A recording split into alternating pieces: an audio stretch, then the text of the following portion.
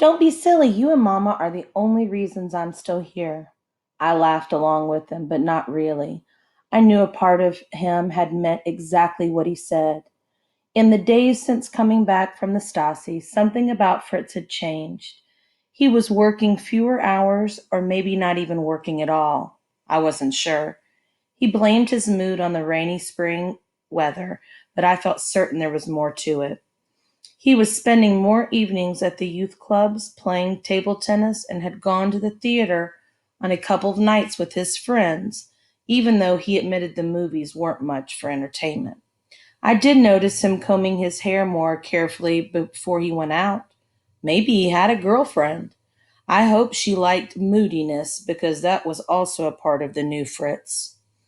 Since I didn't have Anna for company, and since I figured making new friends with anyone else would just infect them too, I took up reading and went through books so quickly that the librarian said she wondered if I would end up reading all the books the library contained. I doubted that.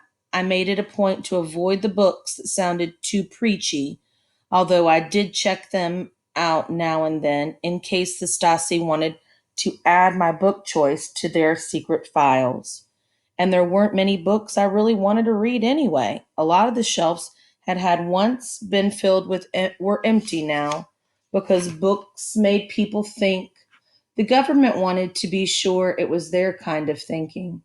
Mama seemed to like the idea of me reading, since she knew I would be safe at home while she was at work.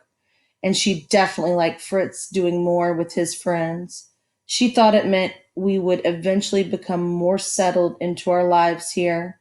Mama still didn't know anything about the files. Both Fritz and I had decided that wouldn't do her any good. Nor did she understand that I had too much of my father in me to ever be settled in my life here. I was so much like him, in fact, that I hoped he would understand why I avoided the route to and from school that would take me past the platform. I figured the Stasi were watching us. The worst thing was for them to see my father up there dancing out the lyrics to this song while I tried to figure out what it meant. I wasn't even sure if I wanted to figure it out. Whatever secret he buried before he left, I doubted it would be worth the risk of digging it back up.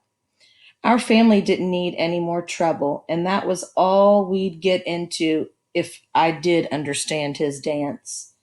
By mid May, the whispers of summer were growing. School would be out soon. We would have time to play and to run like children should, and the weather was becoming so perfect that it felt like torture to be inside, which was exactly my attitude late one afternoon as the temperature in the apartment became unbearably warm. I had opened the windows, and the breeze was perfect enough that I put on my shoes to go outside. Mama didn't like me to wander alone in the streets while she was gone, but this was the middle of the day. I felt perfectly safe. I had just finished buckling up my shoes when I heard scuffling going on in Herr Krause's apartment next door. He wasn't alone. Something was wrong. Through the thin walls of our apartment, I heard him cry out for help, and I darted into the hallway. I wasn't exactly sure what I should do, but there weren't always people down on the street. Perhaps I should run downstairs and bring someone back up to help him. He cried out again, and then something crashed against the door. Hold on, I yelled. I'll get the police. His door opened, and Herr Kraus collapsed onto the floor in the hallway. His head was bleeding and he was groaning. Two men followed him through the doorway and grabbed him by the shoulders. We are the police, one of them snarled at me. Go back inside. No, they were Stasi. Their greenish gray uniforms and the square compass emblem on their hats were dead giveaways to their identity. The question was why they come for our neighbor.